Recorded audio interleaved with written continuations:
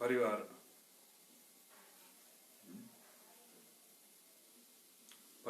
બીજા તાસમાં મળીએ આપણે. અને હવે આગળ ચાલીએ. એમાં પ્રવૃત્તિ આપણે જોતા હતા 11.2. બરોબર. તો 11.2 પ્રવૃત્તિ છે એમાં આગળ જોઈએ આપણે કે કાર્ય શું છે અને ઉર્જા શું છે. એમાં એની આપણે કાર્યની વૈજ્ઞાનિક સંકલ્પના માટે થઈને ફરી પાછી પ્રવૃત્તિ તરફ જઈએ છીએ. શું કહેવા માંગે છે? તમારા રોજિંદા જીવનમાં કેટલીક ઘટનાઓ પર વિચાર કરો જેમાં કાર્ય સમાયેલું હોય. તમે જે રોજ કાર્ય કરો છો એમાં એના ઉપર વિચાર કરો અને શું કાર્ય થાય છે તમારાથી તેની સૂચિ બનાવો, યાદી બનાવો. તમારા મિત્રો જ્યારે સાથે વિચાર વિમર્શ કરો કે શું દરેક સ્થિતિમાં કાર્ય કરેલું છે. પછી તમારા જવાબના કારણો જાણવાનો પ્રયત્ન કરો. જો કાર્ય થયું છે તો વસ્તુ ઉપર કયું બળ કાર્ય કરી રહ્યું છે. જો કાર્ય થયું છે તો વસ્તુ ઉપર તમે કયું બળ લગાડ્યું હતું. બરાબર. જો એ કઈ વસ્તુ છે કે જેના ઉપર કાર્ય થયેલ છે. જે વસ્તુ ઉપર કાર્ય થયું છે તેની સ્થિતિમાં શું પરિવર્તન થાય છે. જે તમે કાર્ય કર્યું છે એની ઉપર શું પરિવર્તન થશે. તો જોઈએ આપણે. દાખલા તરીકે સાયકલ ચલાવી, તરવું, બરોબર, રમવું, દાખલા ગણવા વગેરે. પછી ઉપરની દરેક પરિસ્થિતિમાં કાર્ય થયેલું નથી. મતલબ દાખલા ગણવાની પ્રવૃત્તિ સિવાયની પ્રવૃત્તિઓમાં કાર્ય થયેલું છે. આમાં આપણે યાદી કરો તમે તો દાખલા ગણવા, દાખલા તરીકે, બરોબર, એ સિવાય બધામાં કાર્ય થાય છે. કારણ કે દાખલા ગણવાની પ્રવૃત્તિ સિવાયની પ્રવૃત્તિઓમાં બળ લાગે છે જેના લીધે સ્થળાંતર થાય છે. આપણે જે પહેલી સંકલ્પના કરી હતી, બરોબર, પહેલી વાત કરી હતી કે કાર્ય કોને કેવું. તો દાખલા ગણવામાં કઈ સ્થળાંતર કેવું કઈ થતું નથી. જે પ્રવૃત્તિમાં કાર્ય થયેલ છે તે પ્રવૃત્તિમાં વ્યક્તિના શરીર દ્વારા બળ લાગે છે અને પદાર્થનું સ્થળાંતર થાય છે. સાયકલ ચલાવવી દાખલા તરીકે, બરોબર, પછી તરવું, રમવું, રમત રમવી, દોડવું વગેરે.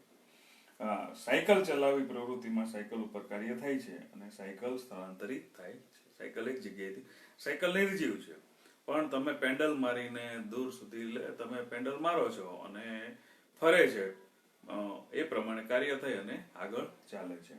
તો એ સ્થળાંતર થયું કહેવાય. નિષ્કર્ષ: આપેલ પદાર્થ ઉપર કાર્ય થયું છે ત્યારે જ કહેવાય કે તેના ઉપર બળ લાગતું હોય. તેના ઉપર બળ લાગતું હોય અને સ્થળાંતર થયું હોય તો જ કાર્ય થયું કહેવાય. પછી બીજી પ્રવૃત્તિ છે 11.3 એ જોઈએ. એવી પરિસ્થિતિઓ પર વિચાર કરો કે જેમાં વસ્તુ ઉપર બળ લગાડવા છતાંય સ્થળાંતર થતું નથી. સ્થળાંતરિત થતી ન હોય અને એવી પરિસ્થિતિ ઉપર પણ વિચાર કરો કે જ્યારે કોઈ વસ્તુ ઉપર બળ લાગ્યા વિના સ્થળાંતરિત થઈ જાય છે. બરાબર. દરેક માટે જેટલી પરિસ્થિતિઓ તમે વિચારી શકો તેની યાદી બનાવો. તમારા મિત્ર સાથે વિચાર વિમર્શ કરો. શું આ પરિસ્થિતિમાં કાર્ય થયું છે ખરું? શું આ પરિસ્થિતિમાં કાર્ય થાય છે? આગળ જોઈએ આપણે. તો એમાં પાટા ઉપર ઉભેલી રેલવેનું એન્જિન એને ધક્કો મારતા બળ લગાડી તે જરાય ગતિ કરતું નથી. એન્જિન પડ્યું હોય ને તમે ધક્કો મારો એમને એ આપણા વજનથી એન્જિન ખસે નહીં. બરોબર. આ કિસ્સામાં પદાર્થ ઉપર બળ લાગે છે છતાંય પણ તેનું સ્થળાંતર થતું નથી. તેવી કાર્ય થતું નથી. બરોબર. એક, જો રેલવે એન્જિન પોતાની અંદર રહેલા બળતણના દહનને લીધે ગતિમાં આવે તો સ્થળાંતરિત થાય છે. તમે ધક્કો મારો તો રેલવેનું એન્જિન ખસતું નથી, પણ એની અંદર જે બળતણ ભર્યું છે એ બળતણથી એ શરૂ થાય તો પાછું સ્થળાંતરિત થાય છે. ગતિમાં આવે છે તો સ્થળાંતરિત થાય છે. પણ અહીં રેલવે એન્જિન ઉપર કોઈ પણ બાહ્ય બળ લગાડેલ નથી છતાંય તે સ્થળાંતરિત થાય છે. તેથી તેના ઉપર કાર્ય થતું નથી. રેલવે એન્જિન પોતાના બળતણમાં રહેલી આંતરિક ઉર્જાના ઉપયોગથી ગતિમાં આવે છે. રેલવે એન્જિન આવી રીતના પોતાની આંતરિક ગતિથી આંતરિક ગતિની ઉર્જાથી એ સ્થળાંતરિત થાય છે. બીજું, ગેસ ભરેલા રબરના ફુગાને છોડી દેતા તેના ઉપરની તરફ ગતિ કરવા માંગે છે.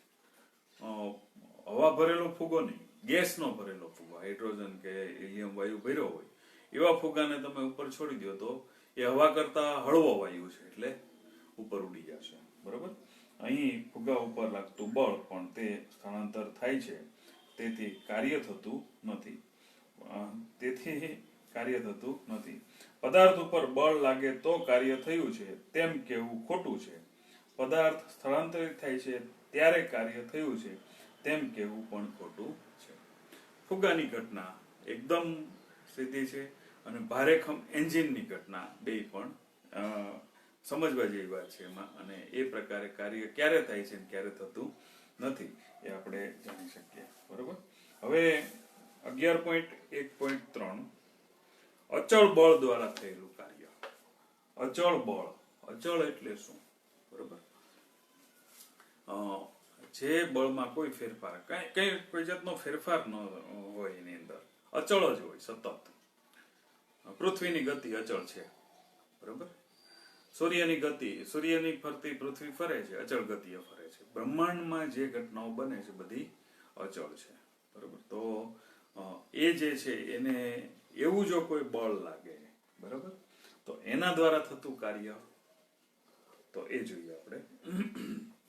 વિજ્ઞાનમાં કાર્યને કેવી રીતે વર્ણવવામાં આવે છે આ સમજવા માટે પહેલા આપણે એવી સ્થિતિ ઉપર વિચાર કરીએ છીએ કે જ્યારે બળ સ્થળાંતરની દિશામાં લાગી રહ્યું હોય. બળ છે એ સ્થળાંતરની દિશામાં લાગે. સાયકલને તમે આગળ પેન્ડલ મારો છો ત્યારે એ આગળ જ હાલે છે, પાછળ પેન્ડલ મારો તો પાછળ ચાલતું નથી. બરોબર. બળની દિશામાં તમે વિચાર કરીએ કે જ્યારે બળ સ્થળાંતરની દિશામાં લાગતું હોય, કઈ દિશામાં તમે સ્થળાંતર કરો છો, કઈ દિશામાં જાઓ છો, બરોબર, એ દિશામાં એક જગ્યાએથી અમુક અંતર પછી ઊભું રહે છે ત્યારે એ કાર્ય થયું કહેવાય. માની લો કે કોઈ વસ્તુ ઉપર ચોક્કસ બળ F લાગે છે. માની લો કે વસ્તુ બળની દિશામાં S જેટલું સ્થળાંતર કરે છે. કોઈ વસ્તુ છે એને તમે ધક્કો માર્યો છે, બળ લગાડ્યું છે એના ઉપર, અને S જેટલું દૂર જઈને એ અટકી જાય છે, લાગે છે. માની લો કે W એ કરેલું કાર્ય છે. કાર્યની વ્યાખ્યા મુજબ F, માની લો કે કોઈ વસ્તુ ઉપર બળ F લાગે છે. માની લો કે બળની દિશામાં S જેટલું અંતર કાપે છે. જે દિશામાં બળ લગાડ્યું એ બળ F જેટલું લગાડીએ છીએ, અને જે પદાર્થ છે એ અમુક અંતરે જઈને અટકી જાય છે. આકૃતિ 11.1 માની લો કે W જેટલું કાર્ય થયું. આકૃતિ આપણને આપી છે 1.1 એક લાકડાનો બ્લોક છે, એને ધક્કો માર્યો, F જેટલું બળ લગાડ્યું, S જેટલું સ્થળાંતર કર્યું અને ત્યાં જઈને અટકી જાય છે. તો W જેટલું કાર્ય કરે છે. કાર્યની વ્યાખ્યા મુજબ કરેલ કાર્ય બળ અને સ્થળાંતરના ગુણાકાર જેટલું છે. કરેલું કાર્ય બરોબર બળ ગુણ્યા સ્થળાંતર બરાબર W ગુણ્યા F ગુણ્યા W બરોબર F ગુણ્યા S. બરોબર. આ કાર્યની વ્યાખ્યા મળી આપણને. W બરોબર F ગુણ્યા S. કાર્ય W બરોબર F ગુણ્યા S મળશે.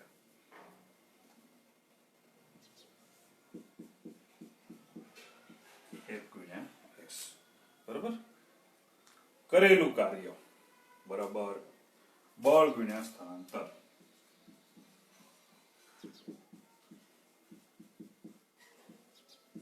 બળ ગુણ્યા સ્થળાંતર. બરોબર. બળ ગુણ્યા સ્થળાંતર. બળ મતલબ F, સ્થળાંતર મતલબ S. કાર્યને આપણે W કહીશું. બરોબર. આ રીતે એનું સૂત્ર મળે છે આપણને, એ જોઈએ. હવે 11.1 સમીકરણ મળ્યું. આમ કોઈ વસ્તુ ઉપર લાગતા બળ દ્વારા થયેલ કાર્ય, બળના મૂલ્ય તથા બળની દિશામાં થયેલા સ્થળાંતરના ગુણાકાર બરોબર હોય છે. કાર્ય ફક્ત મૂલ્ય જ ધરાવે છે અને તેને કોઈ દિશામાં હોતું નથી. સમીકરણ 11.1 માં જો F બરોબર 1 ન્યૂટન, S બરોબર 1 મીટર હોય તો બળ દ્વારા થયેલું કાર્ય 1 ન્યૂટન મીટર થશે, 1 Nm થશે. અહીં કાર્યનો એકમ ન્યૂટન મીટર છે. આ એકમ યાદ રાખજો, કાર્યનો એકમ ન્યૂટન મીટર છે અથવા જૂલ છે. કાર્યનો એકમ ન્યૂટન મીટર અથવા જૂલ છે. કાર્યનો એકમ જોઈએ.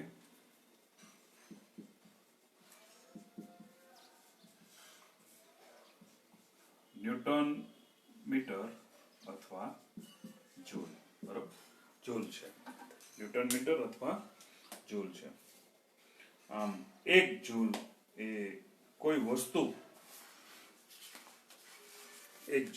વસ્તુ પર કરેલા કાર્યની તે માત્રા છે, જ્યારે 1 ન્યૂટન જેટલું બળ વસ્તુને બળની કાર્યરેખાની દિશામાં 1 મીટર જેટલું સ્થળાંતર કરાવે છે. સમીકરણ 11.1 ને ધ્યાનપૂર્વક જુઓ. જો વસ્તુ પર લાગતું બળ શૂન્ય હોય તો કેટલું કાર્ય થયું હશે? જો વસ્તુનું સ્થળાંતર શૂન્ય હોય તો કેટલું કાર્ય થતું હશે? આ શરતોને સંદર્ભમાં લો કે જો કાર્ય થવા માટે જરૂરી છે. આ બધાને તમે સંદર્ભમાં લ્યો તો કાર્ય કરવા માટે શું જરૂરી છે જોઈએ. અહીંયા ઉદાહરણ 11.1. કોઈ વસ્તુ પર 5 ન્યૂટન બળ લાગી રહ્યું છે. વસ્તુ બળની દિશામાં 2 મીટર અંતર કાપે છે. કોઈ પદાર્થ ઉપર 5 ન્યૂટન જેટલું બળ લાગે છે, 2 મીટર જેટલું અંતર કાપે છે. જો બળ વસ્તુના સમગ્ર સ્થળાંતર દરમિયાન લાગતું હોય તો આકૃતિ 11.2 મુજબ થયેલું કાર્ય 5 ન્યૂટન ગુણ્યા 2 મીટર બરોબર 10 ન્યૂટન મીટર અથવા 10 જૂલ કાર્ય થયું કહેવાય. પણ એક પ્રશ્ન પૂછે છે, HOTS પ્રશ્ન છે એ જોઈએ. તો એમાં એમ કહે છે કે કોઈ વસ્તુ ઉપર 7 ન્યૂટન બળ લાગે છે. કોઈ વસ્તુ ઉપર 7 ન્યૂટન બળ લાગે છે. તો એ જોઈએ આપણે. કોઈ વસ્તુ ઉપર 7 ન્યૂટન કોઈ પદાર્થ ઉપર 7 ન્યૂટન બળ લાગે છે. માની લો કે બળની દિશામાં વસ્તુનું સ્થળાંતર 8 મીટર છે. બરોબર. આકૃતિ 11.3 અહીં નીચે આકૃતિ આપી છે આપણને. સ્થળાંતર દરમિયાન લાગી રહ્યું બળ વસ્તુના સમગ્ર સ્થળાંતર દરમિયાન લાગી રહ્યું છે. આ સ્થિતિમાં કરેલું કાર્ય કેટલું હશે? પાના નંબર 148 ઉપર આકૃતિ 11.3 પ્રમાણેનો જવાબ થઈ છે. જુઓ તો આ રીતના છે. આપણને આપ્યું છે 7 ન્યૂટન અને 8 મીટરનું અંતર કાપે છે.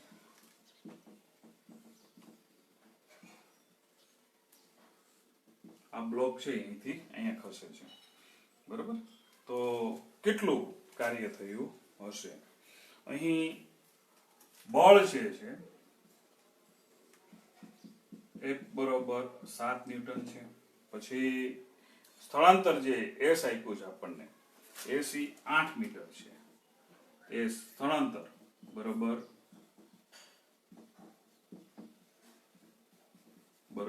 8 મીટર છે. બરોબર. 7 ન્યૂટન બળ લાગે છે. સ્થળાંતર જે આ બ્લોક છે એ ખસે છે ત્યારે 8 મીટર ખસે છે. આટલું. તો થયેલું કાર્ય શોધો એમ કે છે. બરોબર. W બરાબર કેટલા?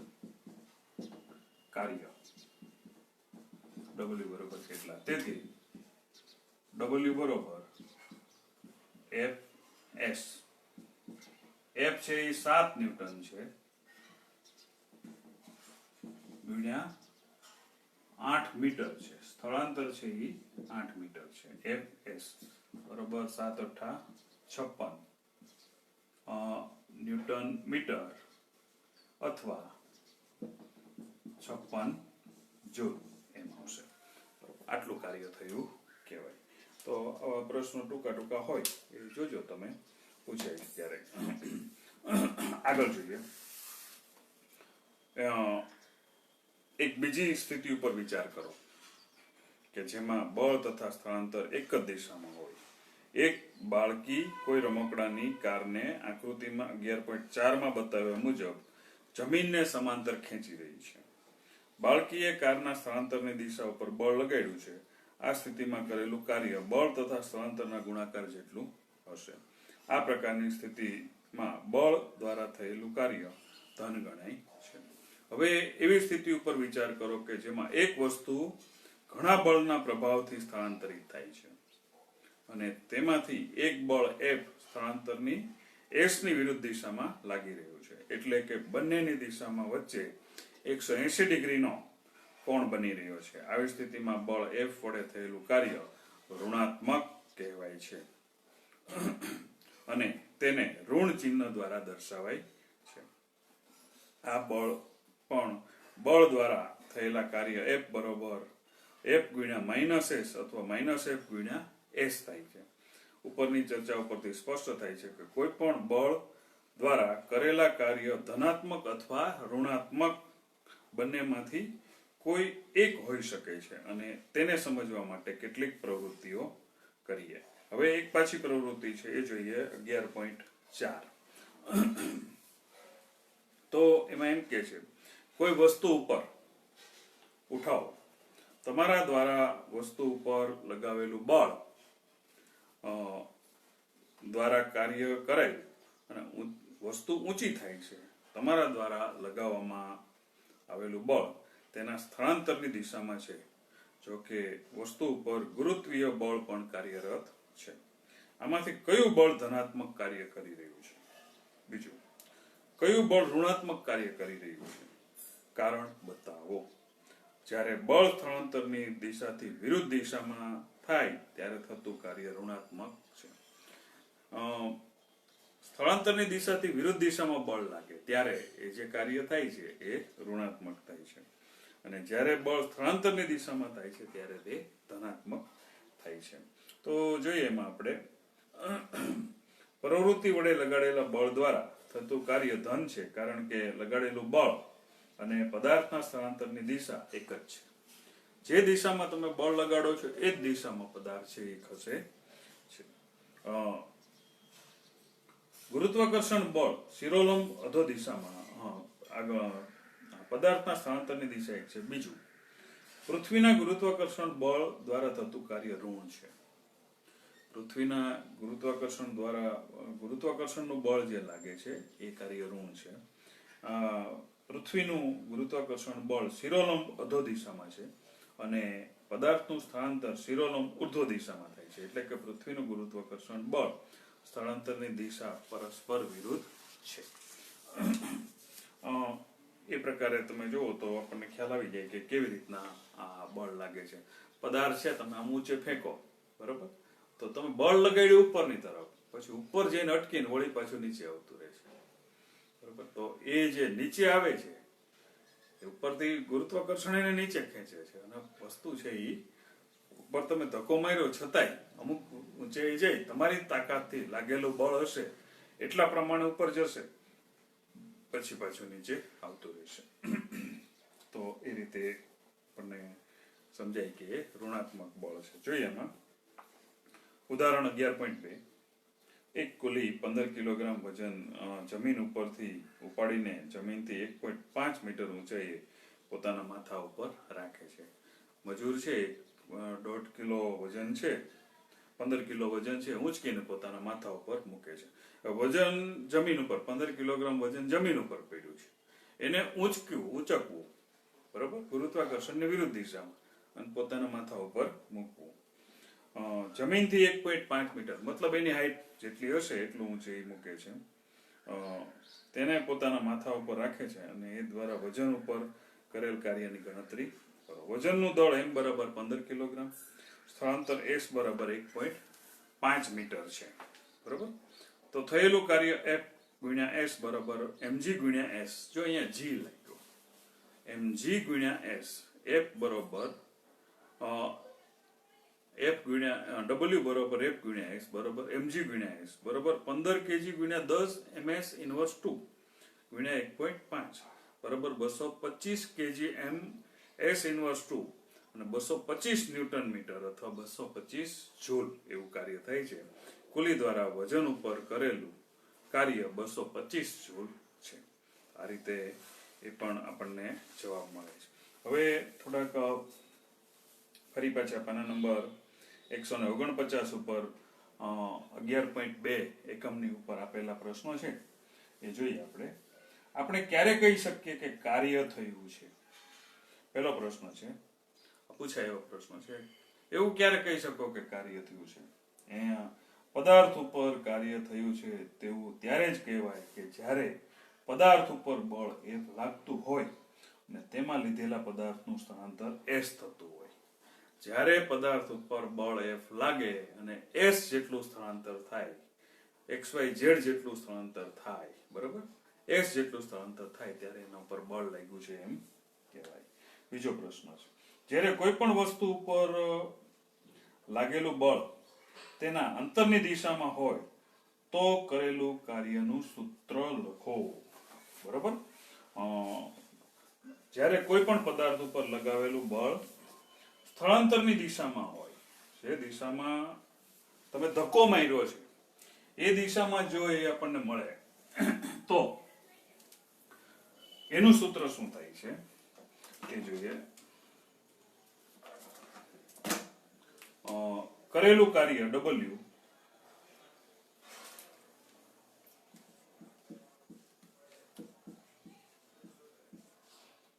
બરોબર બળ ગુણ્યા સ્થળાંતર.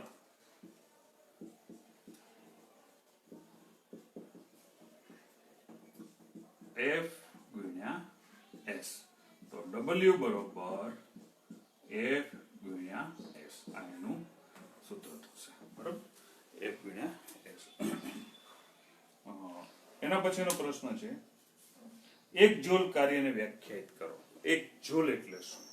1 જૂલ.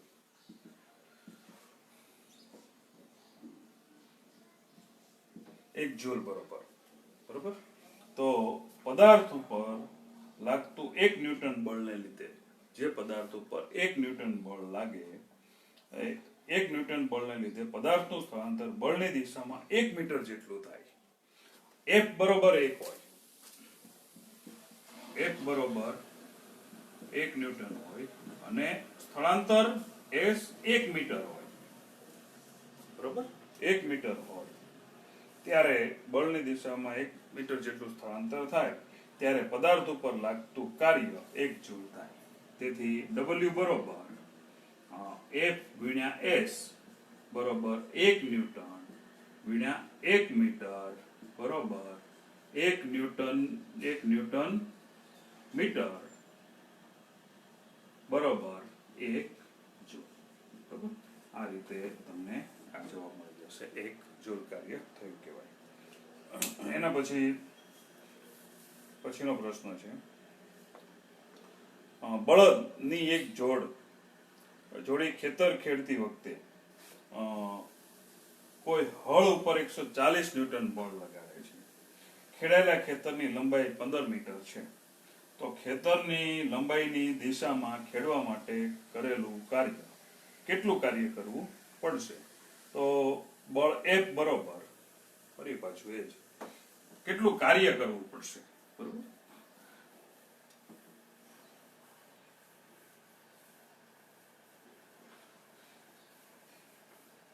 F બરોબર છે 140 ન્યૂટન. બરોબર, બળ F બરોબર 140 ન્યૂટન. સ્થળાંતર છે 15 મીટર. S 15 મીટર લાંબુ ખેતર છે એને ખેડે છે અને એના ઉપર બળ લાગે છે 140 ન્યૂટન. તો થયેલું કાર્ય W બરોબર કેટલું? W બરોબર કેટલું? તો તેથી W બરોબર F ગુણ્યા S બરોબર 140 ગુણ્યા 15 બરોબર ગુણાકાર કરો તો 2100 ન્યૂટન મીટર થશે. બરોબર 2100. આટલું કાર્ય છે એ બળદ દ્વારા થશે. તો આ પ્રકારે HOTS પ્રશ્નો છે એ પણ સાથે સાથે તૈયાર કરી નાખજો. આવજો. આભાર.